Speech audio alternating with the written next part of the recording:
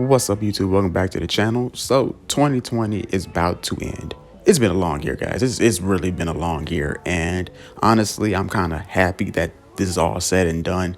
We're heading into 2021. Hopefully you guys are healthy and safe. But there is one thing that did come out of 2020 that was pretty cool, and that was that we got to spend time at home more than we usually get to. And one of those things that I got to do while I was on quarantine was play video games. I got to play a lot of them, actually. I went back and finished games that I haven't beaten yet and actually complete them. Well, a lot of games did come out this year. Now, some are better than others, so I'm about to drop this top 5 list, and don't get mad about how the order is because it's not on no particular order. It's just my top 5 games that I played this year. So kick back, relax. We're going to talk about certain games, and we're going to tell you why they're on my top 5. So the first game on this list is Cyberpunk 2077. This is the most recent game that just came out, and I am having a ball with this game. It reminds me a lot of Grand Theft Auto, because I mean it kind of does play like Grand Theft Auto, but they added, the cyberpunk theme to it. And if you don't know what cyberpunk is, pretty much cyberpunk is a tabletop game, just like Dungeons and Dragons, except cyberpunk pretty much. And it's pretty much like Blade Runner, and it's really fun. This game is really fun. I mean, when I first got it and I played it, the glitches, they were pretty bad. Some of them actually were pretty fucking funny. Like, they were hilarious. My dude was walking out with his dick out, and I'm like, the fact that you can make your dude hung as a horse, that's crazy. That shit's funny. I'm like, I don't even think you can have sex with prostitutes in this game like Grand Theft Auto does. But hell, they gave you the feature to make your dick big. So I'm just like, I'm pretty sure a lot of guys out there making their character's dick about as big as a forearm, baby arm holding the apple type shit. But besides genitalia and also having a female vagina, because it's pretty bald like an eagle down there too, you can add pubic hairs, which is kind of hilarious. Like, why am I gonna look at my dude's penis? I'm just gonna go in my room and just look at my dude's penis the whole fucking time they're at the game. Like, no, no, it's funny, but no. But the story is the reason why I'm having so much fun with it, because Johnny Silverhand is what makes the story. Like, this dude is fucking hilarious. Like, Keanu Reeves, I think he is the reason why people are still playing this game, because his character is pretty much like the saving grace of the story. I mean, everybody else are really cool characters, but Johnny Silverhands and his backstory, I just got done doing a flashback mission with him and Rogue and Cunningham. I think her name is Alti Cunningham, and she got kidnapped and all that stuff. Spoiler alert, by the way. And we get to see a different side of Johnny, that he actually gives a fuck about some people while he's, trying to overthrow shit. Now, this game has deep meaning to it, and there's certain parts of the game that you wouldn't think will be in the game, but it's in the game. Like, for instance, you have a neighbor who is pretty much going through it because I guess he lost one of his close friends and stuff. And if you don't check up on him, you're going to fail the mission. So you got to check up on him every now and then through normal game time, or he'll commit suicide or something. I don't know what happened to him. I just pulled up to his apartment, and the police officers were sitting on the ground crying because their comrade was dead. And so you got to keep up with that. Now, one of my other favorite characters out of Cyberpunk was Judy, because Judy with a big booty, bruh, she has a little love storyline going on with you. I'm like, how many women you can sleep with and how many males you can sleep with is pretty out there. But I'm not really into games for the love story. I'm more into it for the actual story as it is. There's so much deep meanings to it that if you're not paying attention, you're going to miss it. And I did miss some of it. But I can't wait for the multiplayer to drop, because this is going to be a fun-ass game when it comes down to multiplayer. But first, CD Projekt Red needs to fix these glitches and bugs, because a lot of people are still complaining about them, but they're not as bad as they were when they first launched. And yes, I know they lied, blah blah blah blah blah, but most of these game developers lie to us regardless. Every last one of them lie to us. I don't hold them to their word anymore. I take it with a grain of salt. They can do what they can, as what I can say. Not every gaming developer is going to deliver what they say. They say that about everything, and we always get we get something close to it, but we don't get the exact stuff they were been saying. And yes, I know it's been 8 years they've been making this game. And I'm like, at the end of the day, bro, I'm happy the game is out. The game is fun.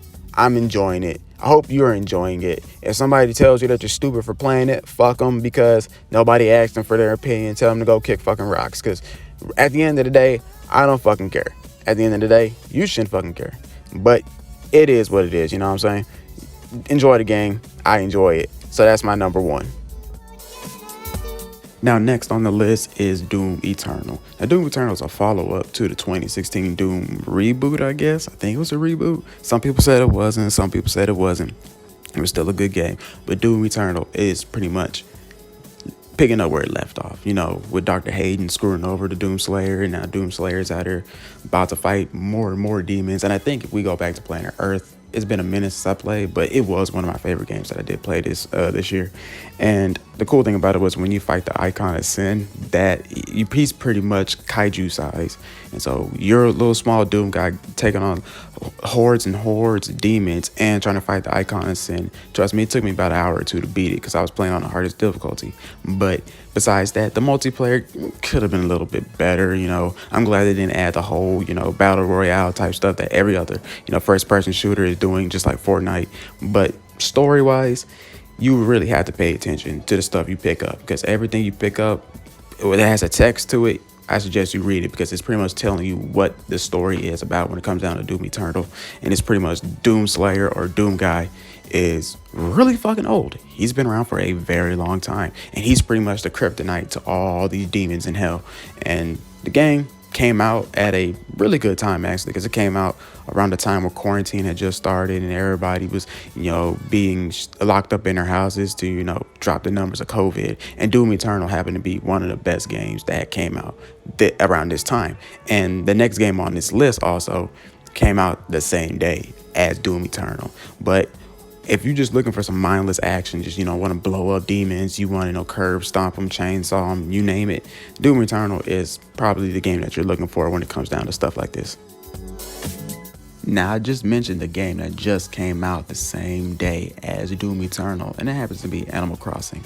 And Animal Crossing is pretty much a slice of life. Like, it's real calm, soothing, it's nothing serious, nothing too action-packed, you're just building stuff. It's pretty much a children's version of Sims, but better than Sims, because you don't have to watch your animals die.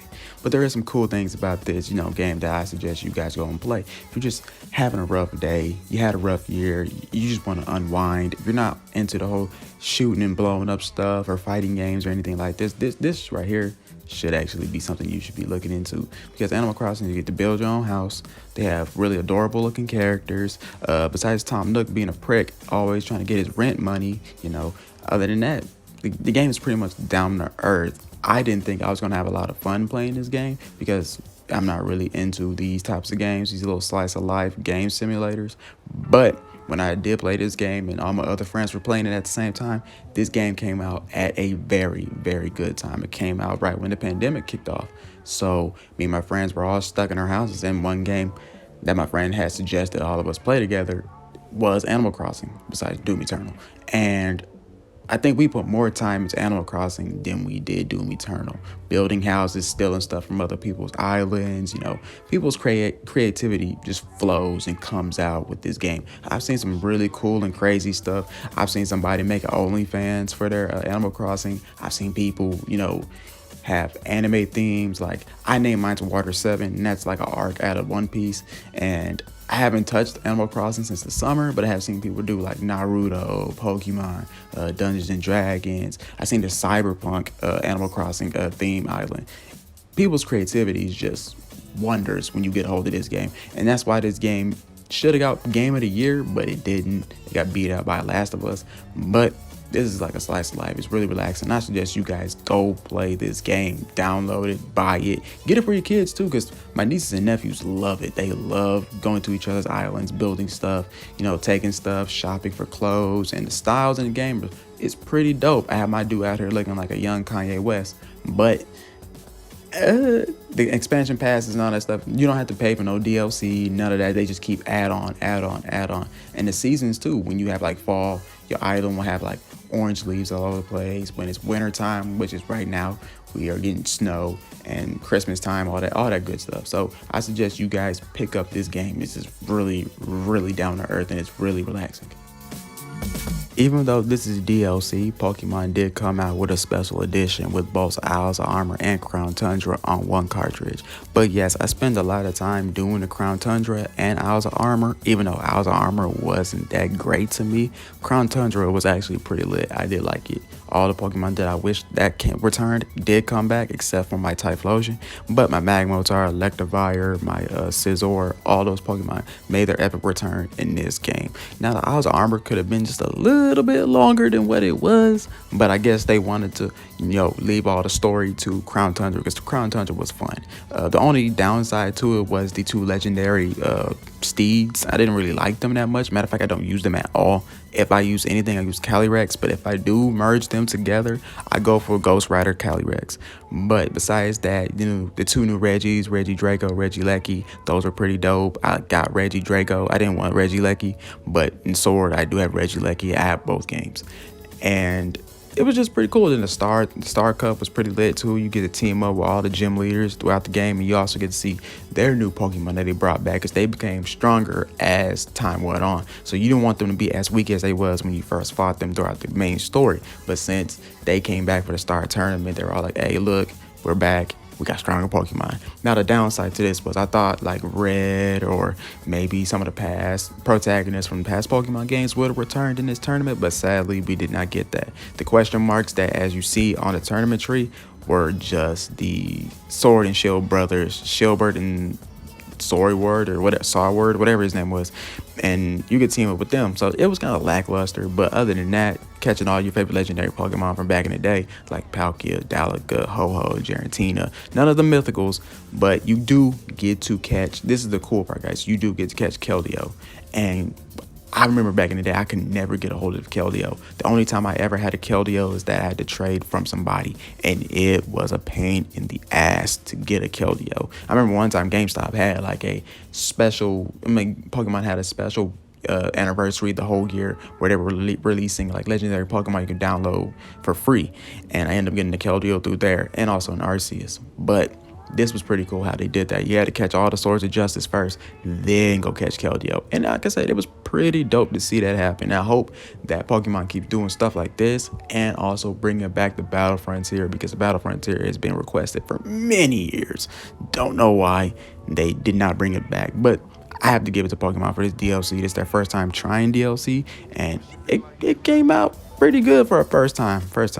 I mean, glitches here and there, Pokemon following behind you, they were real slow. But other than that, they're just trying it out. Maybe the next game it could be better. But I don't know. We just have to wait and see.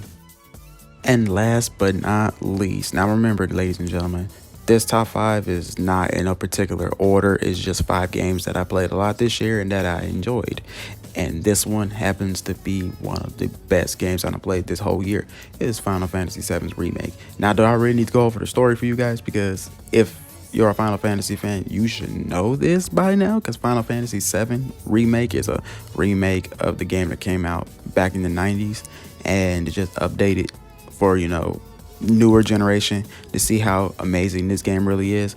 And I like what they did with it, voice actors, just a whole overhaul of the game. Now, the downside to it is this is just part 1 that came out. There's going to be more, so there's going to be a part 2. I don't know how many parts they're going to be. I think they said it's going to be 3 parts. Honestly, they just should have put everything on one disc and called it a day, but for some reason they did not want to do that. But if you don't know the story, it goes like this. Cloud is a former soldier, and Sephiroth is also a former soldier as well. And if you haven't played the Crisis Core prequel, spoiler to that too. See, Cloud thinks he's Zack, and Zack's been dead for so many years. He's pretty much, his memories that he has aren't his real memories, but he does remember Sephiroth. Cloud was around when Zack and Sephiroth fought, and come to find out, Sephiroth is not technically human. He is a test tube baby, and he was made with the genes, I wouldn't say genes, but the DNA of Genova, who is pretty much an alien that came out of space and wanted to take over the world. And I think either take over it or consume it. I don't know, I forgot. But Sephiroth is pretty much the son of Genova, and well, the last son, because she had others. And Sephiroth is just trying to, destroy the world. He does all he wants to do. And some people say Sephiroth has no personality. I'm like, yeah, he does. His personality is boring. That's what his personality is. The dude is cold, calculated. He'll give 2 fucks. He doesn't have to yell and scream. He doesn't have to be like Kafka, because people were saying Kafka is a better Final Fantasy villain than Sephiroth. And I'm like, Not really. Sephiroth is better, but everybody has their own opinions. Now, when it comes down to Final Fantasy characters, the main characters, Cloud, he that one that doesn't really have a personality because he's pretty much living his life through somebody who's dead. He's trying to be somebody that he really isn't, and he doesn't know that until like later on in the game when he finds out that he's not Zack. But that didn't happen in this game. That happens in later on in the game if you play the original one.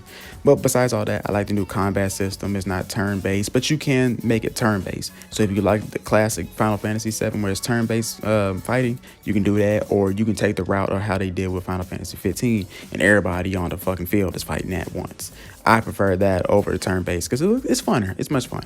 I don't really trip over the minor things that they do. The summons have returned, like the Chocobos, Leviathan, Shiva, Inferent, Bahamut. Bahamut always has to make a return in Final Fantasy. He's like one of the main characters people love to use in Final Fantasy.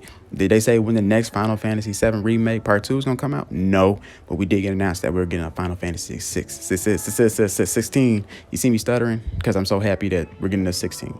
But this is one of my favorite Final Fantasy games. Some people say it's overrated. I can see why they say it's overrated, but to me, I enjoy it. I enjoyed every last bit of it. Besides the part where Cloud had a dress on. It was kind of weird. Kind of weird. And ladies and gentlemen, that wraps up my top 5 for 2020. Now, there was a lot of other games that came out that I have played, but I didn't play a lot, like Ghost of Tsushima. I didn't play that a lot because I only had it for like 2 days and didn't feel like getting up and go buy it. There's some other games I missed out on. Now, remember, these are my top 5. These might not be your top 5. Hell, you might one of these games I have on my list is ass. And that's okay. Everybody's entitled to their own opinions. But like I always say in all my other videos, opinions are just like assholes. Everybody has one, and I'm okay with that. Cyberpunk came out with glitches, and it's still glitching to this day. Well, certain parts, not all parts, and they're still fixing it. They wasn't gonna just leave it like a dud, and if they were gonna leave it like a dud, then that's shame on CD Projekt Red for that one. But with the rest of the games, I suggest y'all go play. If you're just looking for something to kill time, one of these games can help you kill time, especially Animal Crossing, because I was sucked into that for like 2 weeks straight until I can't snap back into reality. But other than that, guys, 2021 is on the horizon. We got a couple more hours. This video might come out on the weekend, so this video has been made December 31st, 2020, the last day of 2020, and hopefully 2021 has really good games coming out. We know that God of War is coming out next year. We know that Bravely Default comes out in February, so I'm just looking forward to what they give us next year. But other than that, guys, Happy New Year's. I wish y'all the best. Peace.